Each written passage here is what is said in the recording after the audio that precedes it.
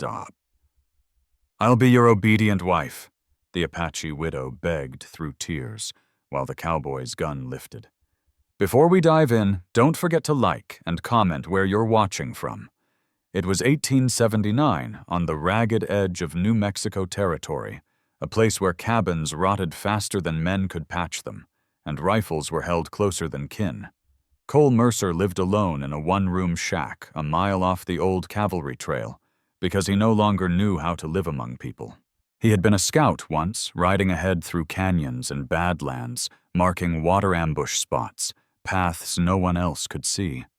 He carried a limp in his right leg, a memory of that life, and a deep scar along his temple from his last raid. His wife, Clara Mercer, had died soon after, burned away by a fever in a week. Since then, Cole's only mission had been survival. Mending fences, trapping game, keeping food in the pot, and seeing one more season through. That night a sudden sound jerked him awake, not a dream. Years of soldiering had tuned him to every creak and whisper outside four walls. A shuffle at first, dragging steps across gravel and dry brush. He rolled off the cot, bare feet meeting the cold dirt floor, hand already on the rifle against the wall. Body tensed as he cocked it, moving toward the door. The hinges creaked under his push. Cold hit like a knife desert night cutting through his shirt. The moon-revealed yard and leaning cottonwoods near the fence line. Then he saw her Aiyana Redfeather stumbling across the ground, barely able to stay upright. Her dress was torn along one side, hanging loose across her chest, shoulders bare and streaked with dirt. Her hair long and black, tangled across her face. Barefoot blood smeared along her ankles and toes from jagged rocks. Each step seemed it might be her last. Cole leveled the rifle. Heart steady. Years of this had burned a reaction into him. Eyes narrowed, jaw tight. He ran possibilities through his mind. Ambush. Someone driving her here? Or exactly what she seemed: starving, broken, desperate. Aiyana's head snapped up at the gun. She froze, chest heaving, eyes wide as if fear had burned through her entirely. Her voice cracked, more sob than plea. "Stop! I'll be your obedient wife. Just don't kill me." She dropped to her knees, clutching the ragged edges of her dress, bowing her head as if awaiting the shot. Cole stood stiff finger near the trigger. He could hear his own breathing steady and low as he watched her. The words hit harder than he expected. Obedient wife.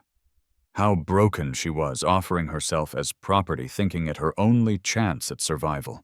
He'd seen it before, back in the days of raids, women dragged through camps, bartered for food thrown into men's arms with no choice. He'd walked away, then ashamed, powerless. That shame rose now hot on his ribs, yet he did not lower the rifle. Not yet. She trembled, arms hugging herself, hair falling forward. He saw lips moving, whispering something in Apache. Then broken English. "I can work. I can serve. Don't kill."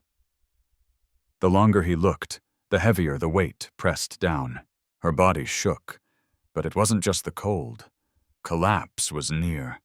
Knees bruised from the dirt. Her dress split at the neckline, revealing skin she hadn't meant to show, forced by desperation. Cole exhaled sharply, lowering the rifle fractionally. Trust not complete, but he trusted what he saw on her face. Raw fear. No trick. "Get up," he said, voice rough from disuse. Eyes wide, hesitant, she tried to rise. Legs nearly gave way, but she managed to stand swaying. Blood on her feet, mud crusted at her knees. She was not here by choice. Cole jerked his chin toward the door. She obeyed silently, steps unsteady. He followed, rifle still in hand. Inside air colder than outside. Fire long dead, leaving only ash in the stove. She pressed back against the wall, as if expecting a strike. Cole knelt by the stove, struck a flame. Light spread, revealing her fully bronze skin, stretched thin ribs faint beneath the torn dress. Hollow eyes, cracked lips. She hugged herself tighter as shadows danced. He fetched a tin cup, poured water from the barrel, set it near her. "Drink," he said. She crouched, hands trembling as she drank, spilling some down her chin, as if fearing it would be taken away. Cole's chest tightened as he watched. Cole turned away, easing back against the cot rifle resting at his side. He said nothing. Asked no questions for now. Aiyana was half broken, and words could shatter her further. After a long silence, her voice came soft, tentative. "You won't take me?" Cole glanced once at her, his face hard, but his eyes softer. "Not tonight," he replied. She stared, blinking, as if unsure she'd heard right. Then she lowered herself to the floor near the stove, curling small, her breath uneven but calmer than before. Aiyana leaned back against the wall, and Cole felt his chest tighten. He had not asked for her. He had not wanted this, but he could not send her back into the darkness, not tonight. The quiet of the cabin shifted. For the first time in years, it was not his alone. Morning crept in slowly, pale light, slipping through cracks in the boards, drawing lines across the floor. Cole woke stiff on the cot rifle. Always close, faint sounds of movement already reaching his ears. Sitting up, he saw her curled near the stove fire, burned low body pulled tight beneath the torn dress. Her hair lay spread across the floorboards. She had moved little during the night except to press closer to the warmth. For the first time in years, Cole was not alone in his cabin at sunrise, and the thought unsettled him more than he cared to admit.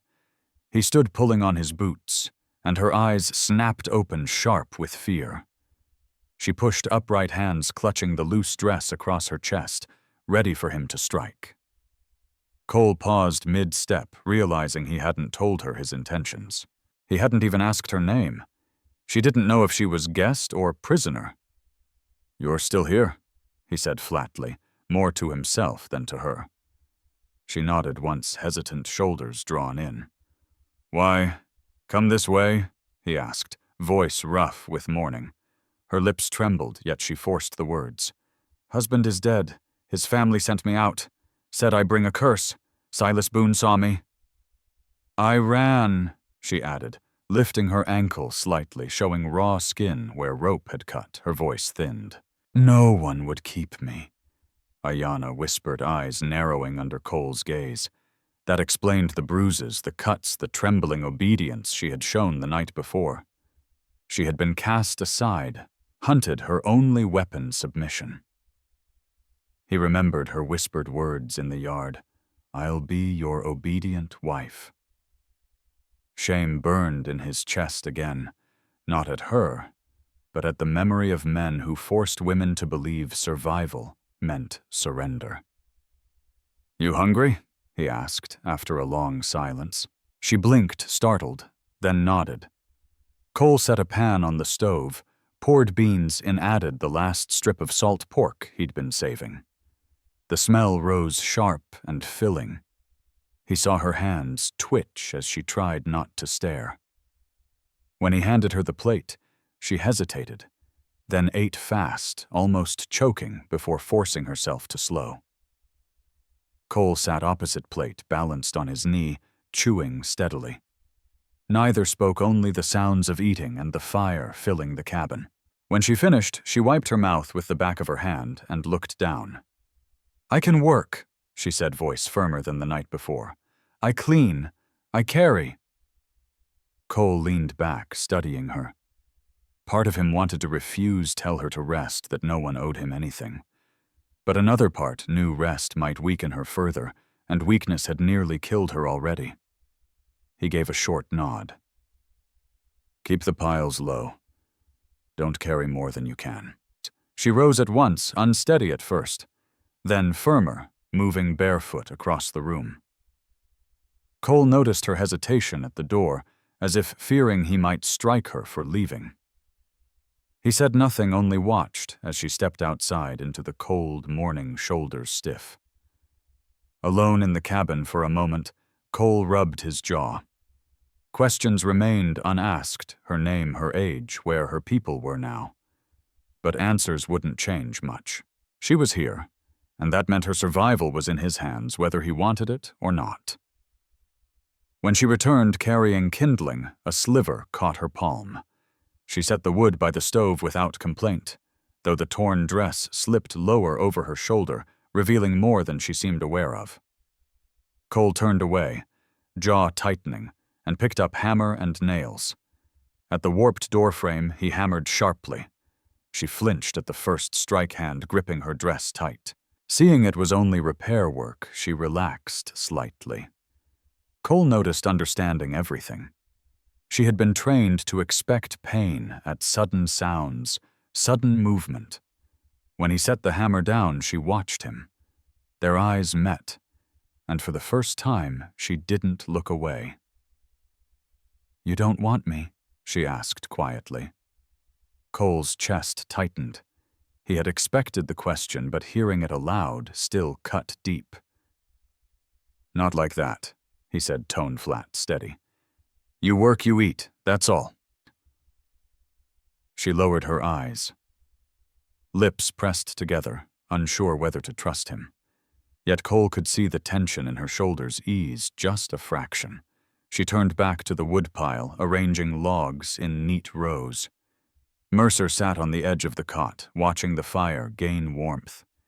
He thought of the years since Clara had died, the silence he had carried, how grief had carved out every word he might have spoken. He hadn't wanted company, hadn't needed it, or so he told himself. Now there was a woman in his cabin trembling with fear, yet clinging to life, needing him, and mistrusting him all at once. Cole didn't know if he was ready to shoulder that responsibility again. Outside wind swept dust across the yard. Inside, the quiet felt different. Not heavy, not lonely. Cautious, uncertain, alive. He realized whether he liked it or not, the life he'd built alone was already shifting. The day stretched long and cold, a thin sun hanging over the canyon wind, rattling loose boards on the roof.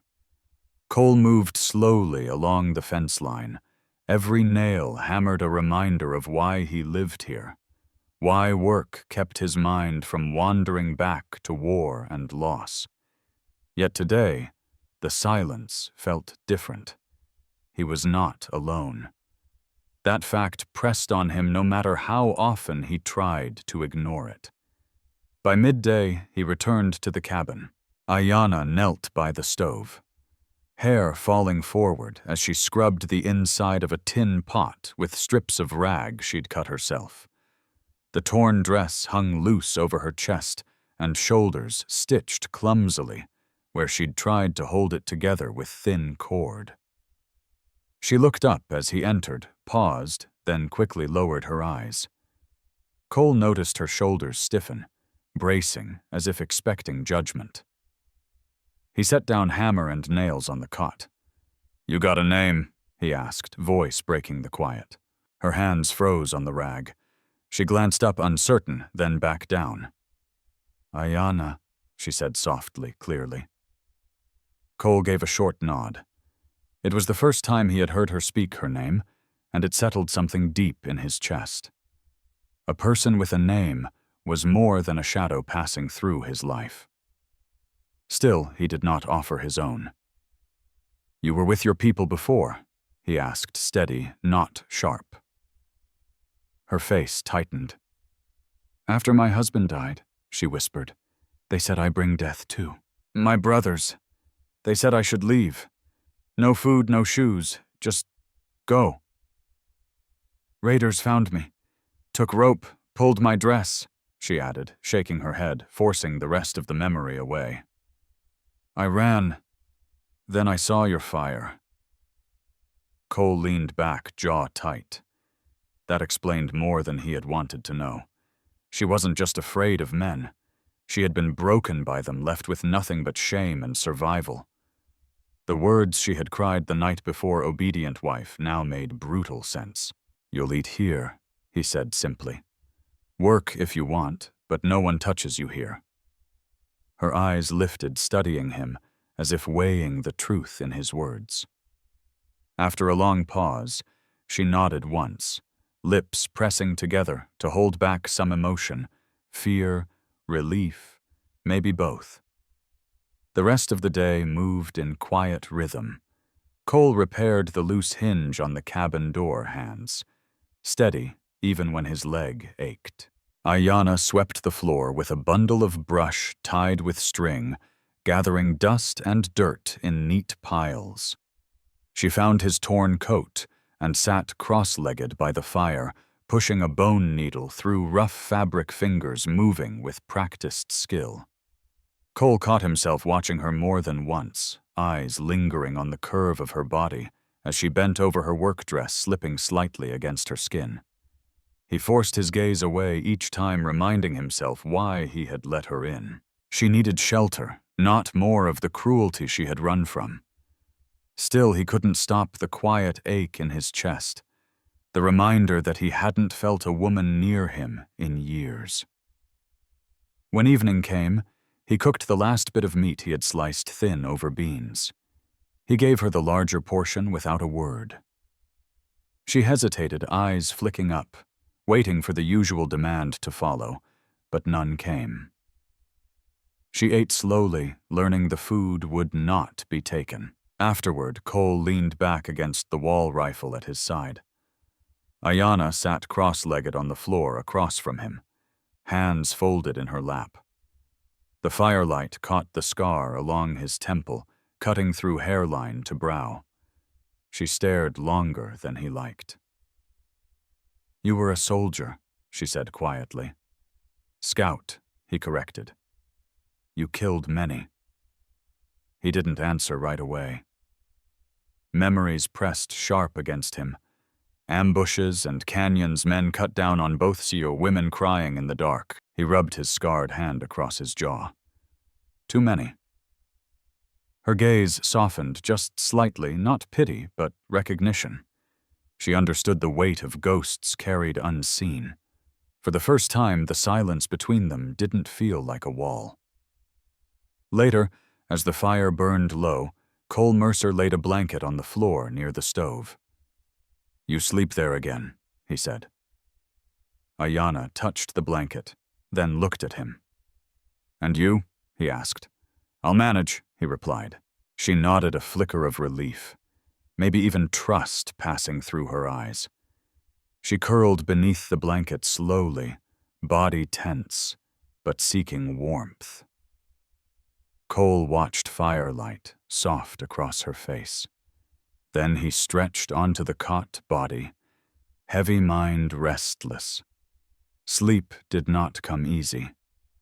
Every shift she made, every shallow breath he noticed, not out of fear, but because he had forgotten what it was like to share a space with another. Clara had been gone so long he had convinced himself he no longer needed anyone. Now, with this young widow breathing steady just feet away, certainty wavered. In the quiet, Cole thought of the questions left unspoken, the name of her husband, the family who turned her out, how long she had been running before reaching his yard. He told himself those answers could wait. For now, survival was enough for her, for him. By the time the fire sank to embers, both lay awake in the dark, aware of the other, carrying fears and questions words could not bridge. The cabin, empty for years, now held two lives. Neither knew what the next day would bring, but both understood one truth: they were no longer alone. Morning came, frost crusting the cabin windows, signaling winter's approaching weight. Cole rose early, joints aching from years of hard labor and the stiff cot. He moved quietly, boots on, while Aiyana was already awake. She sat near the stove, feeding small sticks into the fire, hair falling in a dark curtain over her shoulder.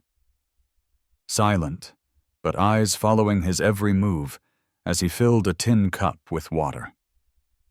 The quiet between them had begun to shift, no longer sharp or hostile like the night she arrived. Now it felt cautious, a space where gestures mattered more than words. Yet questions lingered. Who had sent her? Was he protector jailer? Or something else she could not name?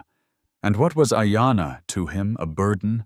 A reminder of loss? Or a chance he hadn't expected?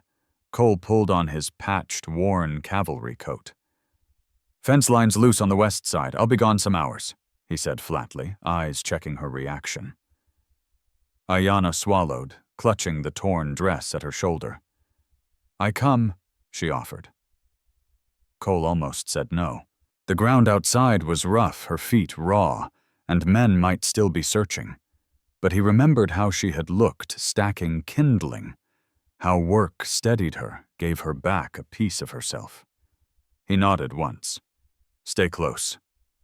They walked side by side down the yard, cold morning air biting at exposed skin. She carried nothing but herself, barefoot hands gripping tools and rope. After a few paces, Cole stopped, set down the tools, and pulled from behind the cabin door an old pair of boots he hadn't touched in years, his wife's once. He held them out. Aiyana froze. Eyes darted from boots to his face. She didn't move. Her jaw tightened. "Take them," he said. "Better than bleeding out before we reach the fence." She reached carefully, sliding her feet in. The boots were far too big, but as she took a step, her face eased. Leather-worn, cracked, yet offering protection she hadn't felt in days. For a moment, her eyes lifted to his gratitude flickering. By the time they reached the fence, the sun had climbed air a little warmer. Aiyana hammered the post steady. Cole's limp slowed him, but she held the board, passing nails supporting rails. She worked without complaint, not just surviving, but refusing to be useless. As they worked, a question pressed on Cole's mind. He had given her space, not forced her beyond what she offered. But if she was to stay here even for a short while, he needed to know more. Between hammer strikes, he asked, "How long were you running before you found this place?" Aiyana's eyes shifted to the dirt.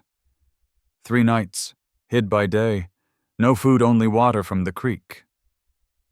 Silas Boone, still, "After you." Aiyana nodded once, lips pressed thin. "They saw me run. Maybe they think I'd die, maybe not." And Cole paused, eyes narrowing over the rugged land. Men didn't give up easy, not when they thought a woman could be taken, sold, used. He tightened his grip on the hammer. "If they come here, you stay inside. Do what I say. Understand?" Her voice was steady. "Understand," she whispered. By the time they headed back to the cabin, the sun hung low, painting the canyon rim in red. Cole's shoulders ached, leg throbbing, but the fence stood repaired. Aiyana walked close behind, dragging the oversized boots, never a complaint. That night, after supper of beans and bread, they sat across from each other in the firelight. Cole sharpened his knife scrape of stone against steel, filling the cabin. Aiyana stitched at her dress, repairing seams where she could, though the neckline still gaped low. Cole's eyes flicked to it once, then returned to the knife. The weight of unspoken things pressed heavy in the quiet. Finally, she broke the silence. "Why do you live alone?" Cole's hand stilled on the blade. He hadn't spoken the truth in years. "My wife died. Fever took her fast." His voice low, rough. "After that, I stayed out here. Work's easier than people." Her hand paused mid-stitch. "You keep her boots," Aiyana said quietly. Cole's jaw tightened. He didn't answer. She was right, he had kept them, though never admitted why. Now another woman sat in his cabin, and the truth sat heavy in his chest. The moment shattered with the sound of hooves outside. Both froze. Cole rose quickly, rifle in hand, motioning Aiyana back against the wall. She obeyed, clutching the blanket around her shoulders. 3, maybe 4 riders slowed in the yard. Voices carried. Men calling out, asking if anyone had seen an Apache woman heading north alone. Cole stepped onto the porch, rifle leveled across his chest. The riders squinted at him in the fading light. One called again, "Seen an Apache woman pass this way." Cole's voice was flat, calm. "Ain't seen anyone." The men exchanged suspicious looks, lingering as smoke curled from his chimney. Tools leaned by the fence, but Cole did not flinch. Rifle steady face stone. After a long pause, curses spat, reins pulled, and the riders rode off. When the hoofbeats faded, Cole lowered the rifle shoulders, easing at last. He stepped inside to find Aiyana pressed against the wall, trembling. Lips parted, no sound coming. He set the rifle down, meeting her eyes. "They won't take you," he said steadily. Tears filled hers, spilling over as she clutched the blanket tighter. "You should have given me up. Easier," she whispered. Cole shook his head once. "Not my way." Her body trembled as she stared at him. For the first time since she had stumbled into his yard, she seemed to believe him. Hesitant, she moved closer, fingers brushing his arm lightly before pulling back. Cole stayed still, silent, but inside, something shifted, a shared understanding, a weight recognized. That night, as the fire burned low, she lay on the floor again, closer to the cot than before. Cole leaned back, staring at the ceiling, listening to her quiet breathing. The cabin was no longer his alone. Whether he had chosen it or not, his life had changed the moment she stumbled into his yard. It wasn't going back. The night after the riders passed, both remained restless. Cole lay on the cot, shadows moving across the ceiling as the fire dimmed, hand resting near the rifle. Aiyana lay on the floor, wrapped in the blanket he had given her. Breathing uneven, every shift of her body told him she wasn't asleep either. When Cole rose, leg aching from long hours on the fence, he glanced once at her before stepping outside. The yard was quiet, frost glinting on the ground tree line, scanned for returning riders. Silence only. Yet unease clung. He had not asked enough who exactly were those men. Did they want her because she had seen something forbidden, or only because she was alone and vulnerable? The questions pressed on him as he hauled water from the barrel. When he returned inside, Aiyana sat upright, hair tangled, the oversized boots still lying beside the stove. She was mending her dress again, needle moving steadily through the fabric. Cole's eyes lingered on the sagging neckline, no matter how she tried to stitch it straight. He cleared his throat, voice rough. "Those men. Do you know them?" She looked up, lips parting, as if unsure whether to answer. Then she nodded slowly. "They take women, trade them to other camps. I was taken once. I got free when they drank too much," she admitted, voice dropping low, tinged with shame. "If they find me, they won't let me go again." Cole's jaw tightened, hand flexing against his thigh. He had suspected it, but hearing it confirmed sparked something sharp inside him. He hated that she looked down while saying it, as if she bore blame. "You're safe here," he said, forcing his voice steady. "Even if they ride this way again." "I'll see they pass on," she said, eyes searching his, weighing the truth. Slowly she nodded, fear still lingering. Later that day, Cole busied himself cutting wood. The cabin wouldn't last winter without a steady pile, and the thought of another season with someone else under his roof pressed on him. He wasn't sure he was ready for that responsibility. He swung the axe slowly, legs stiff and aching. Each strike sent pain up his hip. When he paused to catch his breath, he noticed Aiyana standing in the doorway watching him. "You shouldn't be out," he said, wiping sweat from his brow. "I can carry," she replied. Before he could argue, she stepped forward, gathering split logs in her arms. Her frame was small, but her grip was firm. She staggered once under the weight, then steadied herself, carrying them toward the cabin. Cole watched, torn between stopping her and letting her prove her strength. In the end, he said nothing, only swung the axe again. By evening, the woodpile had grown high, and Aiyana's hands were raw from labor. Red and torn, but she didn't complain. Instead, she prepared supper boiling beans, tearing strips of bread. When she set the bowl in front of him, her movements were sure no longer obedience, but contribution. Cole ate quietly, though inside something stirred. After supper, she reached for his old coat again, stitching the fabric she had started the night before. Fingers tracing the scarred cloth, she spoke softly. "You loved her." Cole froze. He hadn't spoken Clara's name in years, hadn't shared that part of himself with anyone. "I did," he said finally. "She died quick." Aiyana nodded once, eyes fixed on the fire. "Fever. Nothing to be done." His voice carried no softness, only plain fact. "That's why you stay here alone," she said after a moment. "Easier," he said flatly. Then paused, adding nothing, letting her eyes hold his across the fire. Something passed between them, unspoken, heavier than the usual cabin silence. She lowered her gaze, returning to her needle hands, trembling slightly. The quiet stretched until a faint sound outside broke it, the creak of wood, a shift of weight on the porch.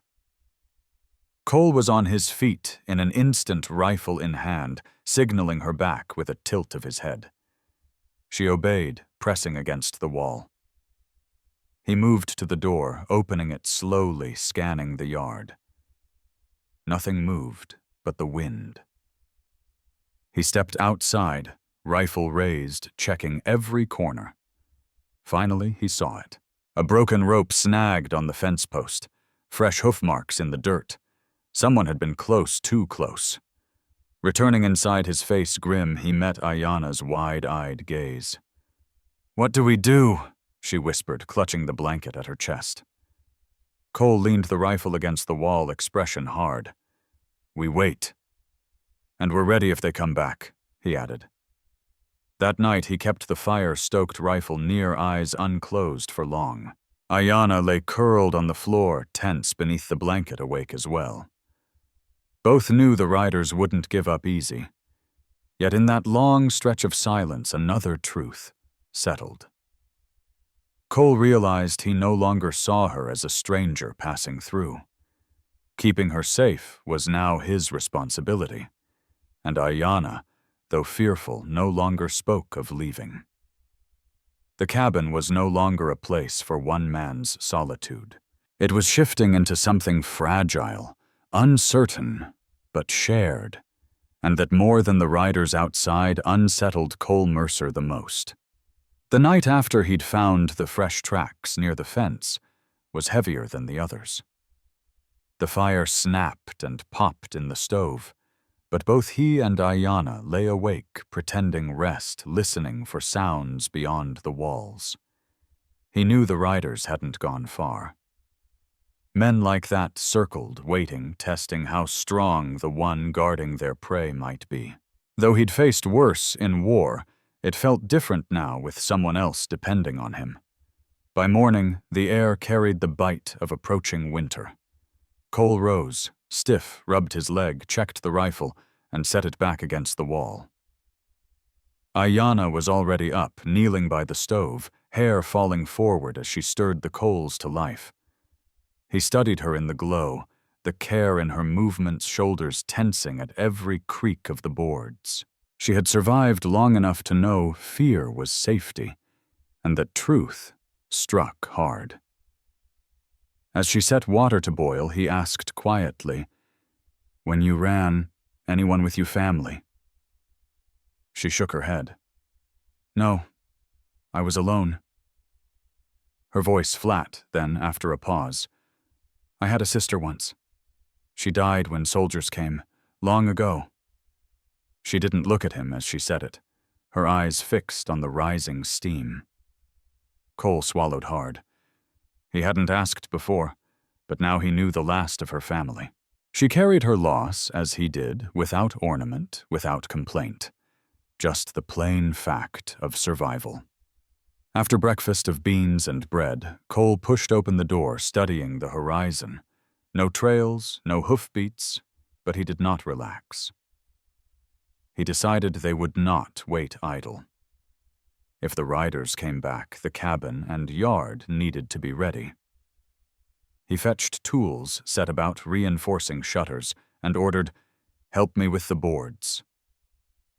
Aiyana followed, carrying what she could. The boots, far too big, clumsy on her feet, but keeping frost at bay. Together, they patched cracks in the door and braced weak planks along the back wall.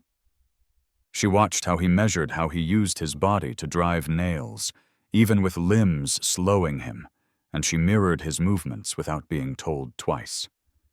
When the hammer rang too sharp, she flinched, instinct snapping through her, but recovered quickly. Cole noticed. Their eyes met.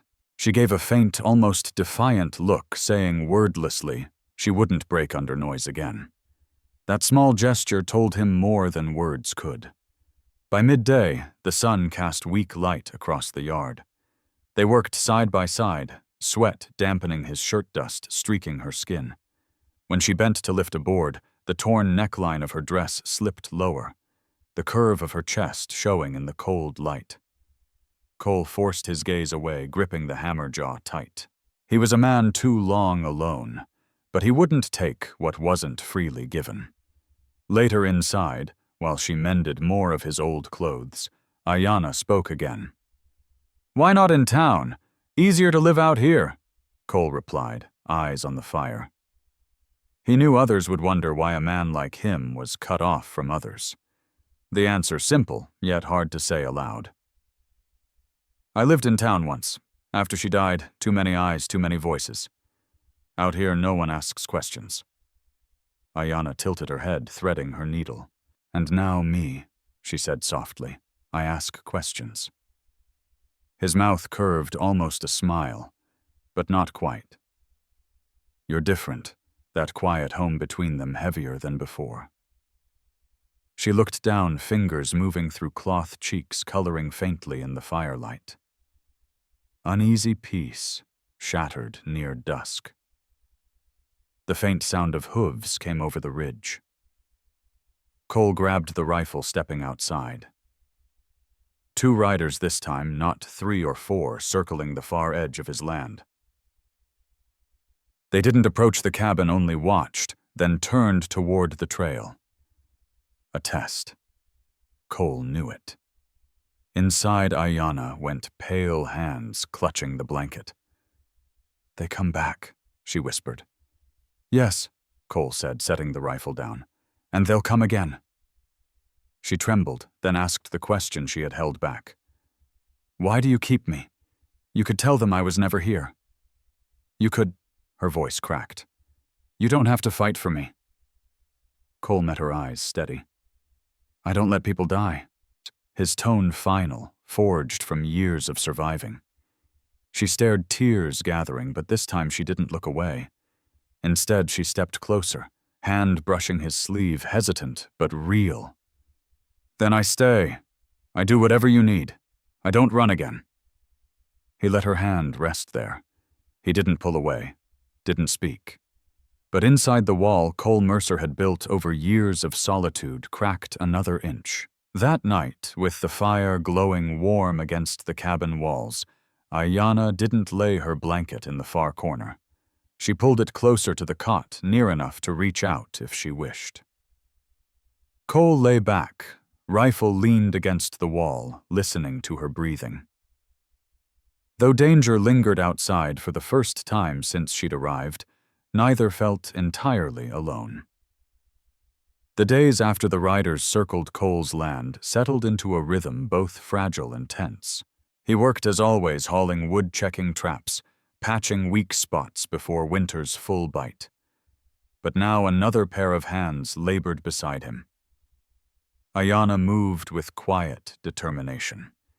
Each step careful in the oversized boots back straight, forcing herself to show strength, even when trembling. Cole noticed, more than he wanted to admit, the rawness of her fingers from rope, the small wince when lifting too much, the stubborn refusal to complain. Inside the cabin's silence shifted. She no longer clung to the wall. She moved through the space like she was learning at scrubbing boards with a rag until her knees ached, mending garments from his trunk, arranging wood neatly by the stove. Cole never asked, but he let her. He understood she was rebuilding herself through work, and he had no right to take that away. Yet questions lingered, the kind anyone listening would demand. Why hadn't Cole sought another wife after Clara died? Why hide here instead of town, where men his age found new families? One evening, while sharpening his knife, Aiyana asked softly, "You never think to take another wife?" The scrape of stone on steel stopped. Cole's jaw worked before he answered. "No. After she was gone, I didn't see the point." "You had no children?" she asked. "No. Fever took her before we had any," he said, voice steady but eyes flickering with raw memory. Aiyana studied him. Needle paused. "Then you carried grief alone all these years." Not a question. Cole said nothing, but she was right. Alone he had carried it. Her words made the truth feel heavier than the rifle resting nearby. The next day, the cold deepened. They stayed mostly indoors, wind sweeping dust and frost against the boards. Aiyana prepared a broth from the little dried meat left, filling the cabin with warmth it hadn't known in years. She placed a bowl before him silently. He ate in quiet, struck by the simple act no one had set food before him since Clara died. Cole found himself watching her longer than he should, firelight catching on her bronze skin.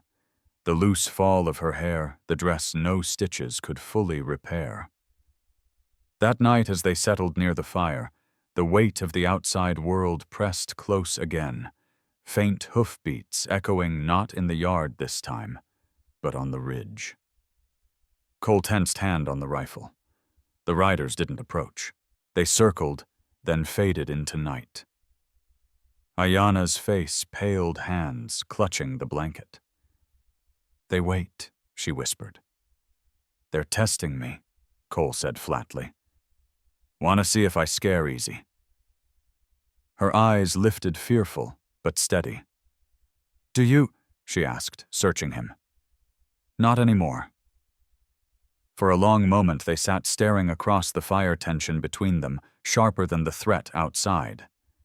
She moved, then slowly rising from the floor, stepping closer. Her hand hovered near his arm before resting on it, tentative. Cole froze, body rigid, but did not pull away. She leaned closer, face inches from his. "You saved me already," she whispered. "Not just from them. From being nothing." The words hit him deeper than expected. He had told himself he took her in only because no one else would. But hearing her voice, seeing her eyes search his, he knew it wasn't that simple. Rough fingers brushed her hair from her face. She shivered, but not from fear. Her breath quick and shallow. When her lips found his, hesitant at first, then sure, the hunger of two who had lived too long without closeness. Cole's chest tightened as he kissed her back, hand sliding to the small of her back, pulling her nearer. Body soft, trembling. The torn dress gaping at her shoulder. He broke the kiss only when breath grew heavy, forehead resting against hers. "You don't owe me this," he said low. Aiyana shook her head, voice steady, even as cheeks burned. I choose.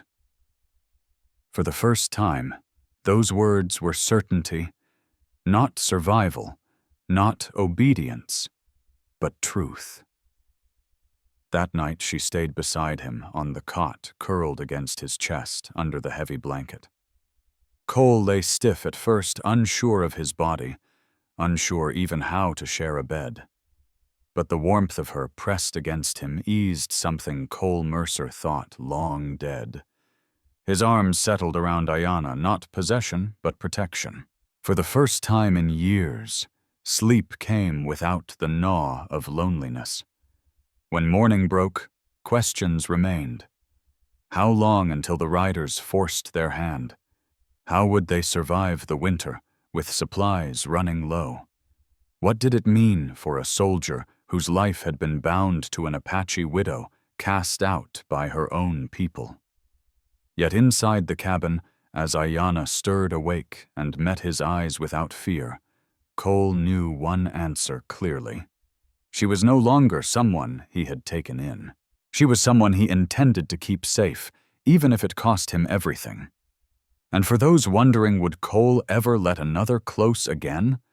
Would Aiyana stop fearing she was merely an object to be traded?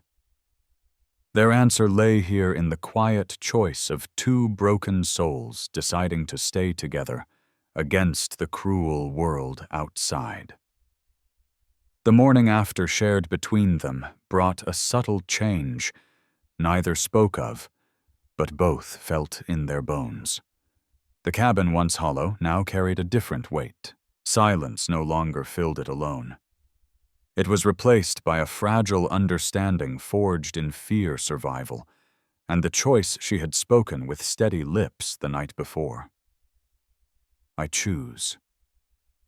Cole had lived long thinking choices were stripped away by loss and war, but when she said it, he believed her. Yet the world outside remained unchanged. Riders still roamed and the land was as cruel as ever. Supplies ran low. Anyone listening would ask the same questions Cole had avoided. How could they last weeks with only beans and scraps? How would they defend against armed men when his limp slowed him? What future could there be for a man broken by grief and a widow abandoned by her own people? He knew answers would come not from words, but from action. That morning he stoked the fire and pulled on his boots. Aiyana sat at the edge of the cot, blanket draped over her shoulders, watching him, hair loose falling across her chest, eyes still holding traces of the night's closeness, though fear lingered. They will come back, she said softly. He nodded. Then we'll be ready. First step food. Cole gathered his rifle and motioned toward the yard. I'll hunt today. You stay here. Bolt the door if anyone rides close. Aiyana rose, tightening the blanket before letting it fall aside. I come, I can carry. I can help. Cole studied her. She had proven herself with wood and mending, but hunting meant risk. Yet he saw determination in her eyes, the same look she'd given when refusing to sit idle. He gave a slow nod. Stay close. They left together, stepping into the brittle morning air. Cole moved slow with his limp, scanning the ground for tracks. Aiyana followed quietly, the oversized boots scuffing the dirt. After an hour, they reached the creek, thin ice cracking underfoot, deer tracks cutting the bank. Cole crouched low, motioning her down. She froze beside him, watching him scan the trees, body tense, but controlled. When a buck appeared at the brush edge, Cole raised the rifle, breath steady. She watched as he pulled the trigger. The shot cracked through the canyon, and the deer fell. Aiyana jumped at the sound, but didn't cry out. Instead, she followed, as Cole moved to the kill knife, flashing, cutting, clean and quick. She knelt beside him, holding the hide steady. Blood stained her hands, but she did not flinch. Cole glanced at her, surprised. "You've done this before." Her voice was low. "With my husband, long ago." The words settled heavy. He hadn't asked much about the man she'd lost, but here was proof she hadn't always been cast aside. She had once had work routine, even family. Cole said nothing more, finishing the butchering while she gathered what they could carry. They hauled the meat back to the cabin. Aiyana staggered once under the weight, but refused to quit. Inside, she cleaned her hands, then salted the strips, hanging them by the fire. Cole watched her, noting the purpose in every movement, as if claiming the place as her own. For years, the cabin had been a monument to his solitude. Now it was becoming something else, something neither dared name. That evening, after the work was done, they sat close by the fire. The smell of fresh meat filled the room, and for the first time in weeks, Cole felt the sharp edge of hunger ease. Aiyana leaned against him, shoulder brushing his arm. The contact was light, but he didn't pull away. She tilted her head, looking at him, firelight catching her face. "You keep me alive," she whispered. Cole's throat tightened. Words weren't his strength, but he answered. "No, you keep yourself alive. I just gave you a roof." Her lips curved faintly. A hint of a smile brushed Aiyana's face for the first time since she'd arrived. She shifted closer, hand finding Cole Mercer's chest resting there, as if testing whether his heart still beat as strong as his body showed. He covered her hand with his own, rough and scarred, holding it steady.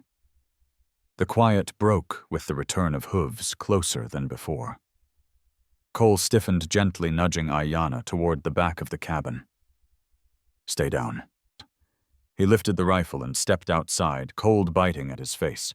3 riders waited at the yard's edge. Their silhouettes were sharp against the fading light. One called out, voice mocking, "We're looking for a woman. Saw tracks heading this way." "You wouldn't be hiding something from us, old scout." Cole's grip tightened on the rifle. His leg ached, but his voice remained calm. "Ain't seen anyone. Best move along before the night swallows you." The men laughed, circling their horses closer. Cole kept the rifle raised, face set.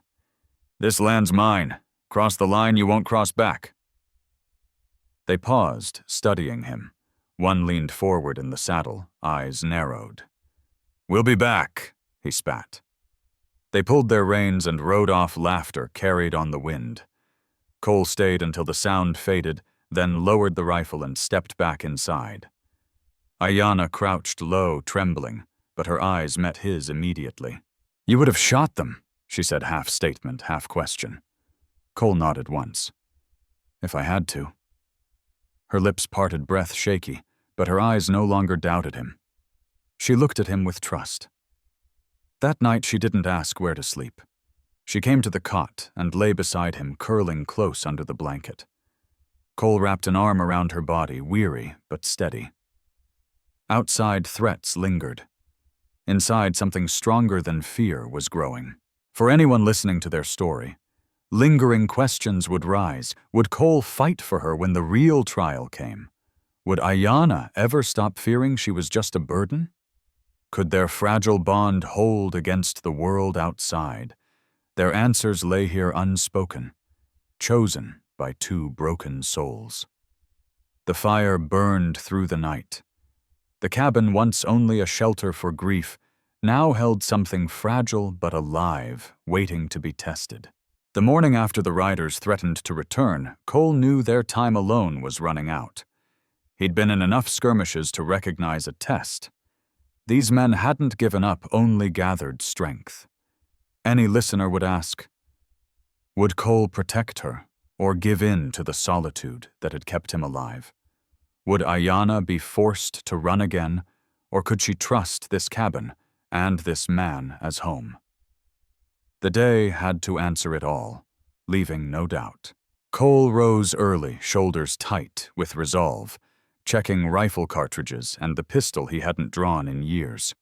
Limbs slowed him, but hands were steady. Aiyana sat near the stove, braiding her hair, tight face, pale, but determined. She lifted her chin as he looked at her. "They will come today," she said, voice calm, but certain. "They might," Cole answered, strapping on his belt, "but we'll be ready." Instead of fear, she stood, moving toward the door. "I stay. I help." Cole studied her. The weight in her words pressed hard. She was not the same woman who had crawled into his yard begging to be spared. She had chosen to stay and face the fight with him. He gave a single nod. "Then we do it together." By midday, the sound of hooves rose, not 2 or 3 this time, but 5, maybe 6. Dust rose along the ridge. The riders broke into view, armed and laughing eyes already on the cabin. Cole stepped onto the porch, rifle raised, while Aiyana stood behind the door, a second rifle in her hands, his wife's old one still serviceable. The leader called, mocking, "We told you we'd be back, old man. Hand her over, save yourself trouble." Cole's voice carried flat across the yard. "She's not yours to take. She's under my roof." The men jeered. One spat into the dirt. "You think you can stop us? Look at you crippled, living in a shack. We'll take her, maybe let you keep breathing." Cole said nothing. He leveled the rifle finger, brushing the trigger. The men slowed, realizing he meant it. Silence stretched sharp as a knife. Then the leader gave a signal. 2 men urged their horses forward. The crack of Cole's rifle split the air. One rider fell horse-bolting. The second pulled hard on his reins, cursing. Aiyana's breath caught inside the cabin, but she held her ground. Rifle raised, hands trembling but firm, Aiyana held her ground. The others hesitated, unprepared for resistance from a man they assumed broken. Cole Mercer's voice carried across the yard. "Next one crosses the fence dies too." The leader glared, spitting again, but he knew better than to test a man who had once scouted for the cavalry. After a tense pause, he pulled his horse around, snarling. "This ain't done, but she ain't worth dying for today." With that, he signaled, and the group turned, kicking up dust as they retreated down the trail. Cole stayed on the porch, rifle steady, until the sound of hooves faded. Only then did he lower the barrel, chest heaving, controlling his breath. Inside, Aiyana finally exhaled, lowering the rifle she had clutched so tight her knuckles were white. When Cole stepped in, she was waiting, eyes wide, body trembling. "You would have killed them all," she whispered, disbelief in her voice. "If I had to," Cole said, setting the rifle against the wall. She moved closer, hands pressing against his chest. "You risked your life. For me." He met her eyes, steady and unflinching. "I told you before I don't let people die. Not you." The words loosened something inside her. Tears slid down her cheeks, but her voice stayed strong. "Then I stay. Not because I fear, because I choose. I stay with you." Cole felt the weight of years in that moment, the grief, the silence, the loss that had hollowed him. For the first time, the emptiness was gone. He wrapped his arms around her, pulling her tight. She pressed her face to his chest, sobbing once before steadying herself. He bent his head, lips brushing her hair. That night the cabin was quiet again, but no longer hollow. They sat side by the fire, sharing food from the fresh kill shoulders touching. Cole spoke low, almost unsure. "This place, it's yours now too." "Not just yours," she said, lips curving, faint but real. "Then we build it together." She leaned against him. He kissed her slow and certain, no hesitation. The kiss held no fear, No bargain, only the truth of two people who had chosen each other. By morning, the world outside remained harsh, the land unforgiving, the riders still somewhere beyond the ridge. But the cabin had changed forever. It was no longer just the shelter of a broken man or the last refuge of a cast-out widow. It had become a home bound not by fear or survival, but by choice. For anyone listening, there were no questions left unanswered. Cole had fought for her. Aiyana had chosen to stay. Together they had built something that could not be taken by raiders by loneliness or by fate. And so, in the hard land of New Mexico, 1879, a scarred ex-scout and an Apache widow began their life not as captor and prisoner, not as protector and burden, but as man and woman equal in the act of staying. The silence that filled the cabin from that day forward was no longer empty. It was shared. It was home.